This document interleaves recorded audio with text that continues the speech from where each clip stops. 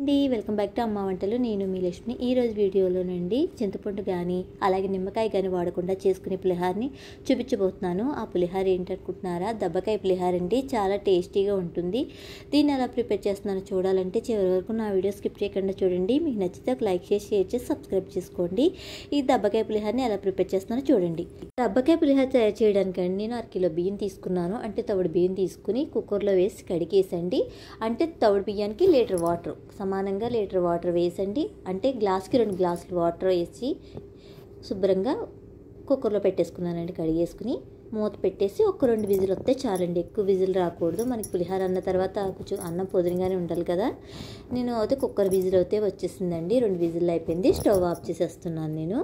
Pressure అంతా పోయిన తర్వాత అన్నాన్ని తీసుకుని చల్లారబెట్టానండి. ఇదిగోండి అన్నం అయితే చల్లారబెట్టాను. దీనికి నేను కొంచెం పసుపు నూనె కలుపుకునండి పక్కన పెట్టుకున్నాను. ఈ అన్నానికి అప్లై చేస్తానండి. మొత్తం అంతా కలిపేస్తాను. అన్నం వేడిగా ఉంది కదా. ఈ లోపల నేను ఈ దబ్బకాయతో జ్యూస్ చేసేసుకోవాలి. అంటే దబ్బకాయని రసం కింద తీసేసుకోవాలండి. దీనికోతో ఒక దబ్బకాయ సరిపోతుందండి. పులుపు ఎక్కువగా ఉంటుంది. నేను 1 కిలో బియ్యానికి ఒక దబ్బకాయ వేసానమాట. ఈ సైజు దబ్బకాయ సరిపోతుంది. ఇప్పుడు నేను జ్యూసర్తో ఈ జ్యూస్ కింద తీసేసుకుని రసం అన్నది తీసేసి పక్కన పెట్టుకుంటాను. ఇంకోండి నేనైతే దీంతో చేస్తున్నాను. జ్యూస్ తీసి దాంతో తీస్తున్నాను. ఈ రసం అన్నది తీసేసి పక్కన పెట్టుకోవాలండి. నేను ఒక దబ్బకాయ అయితే సరిపోయిందండి. మరీ పులుపు ఎక్కువగా ఉంటుంది. ఒకటి సరిపోతుంది. బాగా పుల్లగా ఉంటుందండి దబ్బకాయ. నేను 1 కిలో బియ్యానికి ఈ సైజు దబ్బకాయ మాత్రం వేసానండి. ఇది మొత్తం రసం కింద తీసేసుకునండి. శుభ్రంగా గింజలు లేకుండా ఉడకపెట్టేసుకోవాలి. కొంచెం గట్టిగా ఉంటుంది,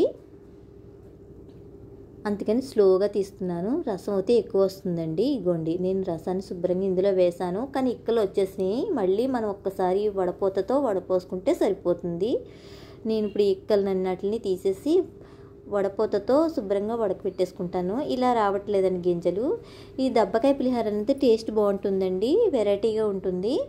నేనైతే మొత్తం ఇలా వడపోతలో ఉడకపెట్టేసుకునండి. ఇందులో నేను ఉప్పు వేస్తున్నాను. సరిపడ్డ ఉప్పు వేసుకుంటున్నాను. నేను ఉప్పు ఎక్కువ పడుతుంది కాబట్టి మీరు చూసుకుని వేసుకోండి. ఇప్పుడు నేను ఆల్రెడీ ఈ అన్నం చల్లారిపోయిందండి. వేడిగా ఉంది కాబట్టి కొంచెం వెంటనే పట్టించలేదు.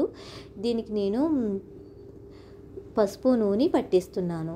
పట్టించేసి అంటే మనం డైరెక్ట్గా రైస్లో వేసేసుకున్నా పర్వాలేదు. లేదంటే ఇలా పట్టించుకున్న నూనె పసుపు కలిపేసండి. ఇలా పట్టించేసుకుంటే అన్నానికి పచ్చగా పడుతుంది. అది మన నూనె కూడా పడతాం కాబట్టి టేస్ట్ అయితే బాగుంటుందండి. ఇలా బాగా కలిపేసుకోవాలి. వేడి వేడి అన్నం మీద పట్టిస్తున్నానండి నూనెని పసుపుని. ఇంకోండి ఇలా అయిపోయిన తర్వాత మనం తీసుకున్న జ్యూస్ ఉంది కదా, ఈ దబ్బకాయ జ్యూసు, ఉప్పు కూడా వేసేస్తాం. మొత్తం ఈ రైస్ అంతటికి పట్టేలా కలిపేసుకోవాలి. ఇంకోటి మొత్తం కలిపేసుకుంటున్నాను నేను. మనకి పులుపు ఎక్కువగా ఉంటుంది. చూసుకుని ఉప్పు పులుపు సరిపడగా ఉన్నదో లేదో చూసుకోండి. చూసుకుని దాన్ని బట్టి వేసుకోండి. దీనికైతే నేను పులుపు సరిపోయింది. కలిపేసి పక్కన పెట్టుకున్నాం కదా. ఇప్పుడు స్టవ్ వెలిగించి పోపు రెడీ చేసేసుకుంటున్నాను. చాలా సింపుల్గా అయిపోతుందండి దబ్బకాయ పులిహార. ఆయిల్ వేసుకుని ముందు నేను పల్లీలు వేయించుకుంటున్నాను. అంటే మనం పల్లీలు డైరెక్ట్గా ముందు వేసేసుకోవచ్చు. కానీ కొంతమంది కరకరలాడుతూ తినాలనుకునే వాళ్ళు ముందు పల్లీలు వేయించి పక్కన పెట్టుకుంటే వేరేగా కలుపుకుంటే బాగుంటుందండి. ఈ పల్లీలు అన్నవి అలాగైతే టేస్ట్ మెత్తబడగా ఉంటాయండి పల్లీలు. ఇప్పుడు వేగిపోయినాయి కదండి. వేగిపోయిన పల్లీలని ఒక ప్లేట్లో తీసేస్తున్నాను నేను. మనకి బ్రౌన్ కలర్ వచ్చినాయి. ఇలా అయితే మనకి బాగుంటాయండి. కరకరలాడతాయి, క్రిస్పీగా బాగుంటాయి. ఇప్పుడు అదే నూనెలోనండి 2 స్పూన్ల శనగపప్పు 2 స్పూన్ల మినపప్పు వేస్తున్నాను. అలాగే ఇంకొండ ఆయిల్ కూడా ఉన్నది కదా. ఆయిల్ సరిపోకపోతే వేసుకోండి. మనం ముందుగా పసుపు నూనె పట్టించేసాం కాబట్టి ఆయిల్ అనేది తక్కువగానే పడుతుంది.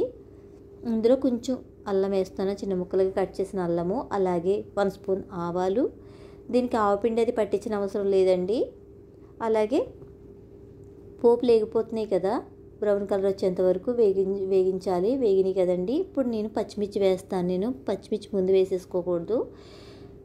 మినపప్పు శనగపప్పు వేగిన తర్వాత పచ్చిమిర్చి అలాగే ఎండుమిర్చి కరివేపాకు కూడా వేసేసి బాగా వేయించుకోవాలి. ఇలా వేగింది కదండి. ఇప్పుడు పోపులో అయితే వేగిపోయినాయి. ఇందులో కావాలంటే మీరు ఇంగువ కూడా వేసుకోవచ్చండి. ముందుగా నేను వేయించుకున్న పల్లీలు వేసేస్తున్నాను. ఆ తర్వాత ఈ పోపులు అన్నవి కూడా వేసేస్తున్నాను. ఇప్పుడు కలిపేసుకుంటే సరిపోతుందండి. చాలా ఈజీగా సింపుల్గా ప్రిపేర్ చేసుకోవచ్చు. చాలా టేస్టీగా ఉంటుందండి దబ్బకాయ పులిహార. ముఖ్యంగా చెప్పాలంటే చింతపండు కన్నా చాలా మంచిదండి ఆరోగ్యానికి దబ్బకాయ. ఇది దబ్బకాయతో మనం పులిహార చేసుకున్నాం అనుకోండి బాగుంటుంది. ఇప్పుడు దేవీ నవరాత్రులు కదండి, ఇలా ప్రిపేర్ చేసి అమ్మవారికి నైవేద్యంగా పెట్టండి. చాలా ఈజీగా ప్రిపేర్ చేసేసుకున్నాం కదండి దబ్బకాయ పులిహార. మీరు కూడా ట్రై చేయండి. నా వీడియో నచ్చితే కనుక ఒక లైక్ చేసి షేర్ చేసి సబ్స్క్రైబ్ చేయండి. మీరు కూడా ట్రై చేసి మీ కామెంట్స్ పెట్టండి. Thank you for watching.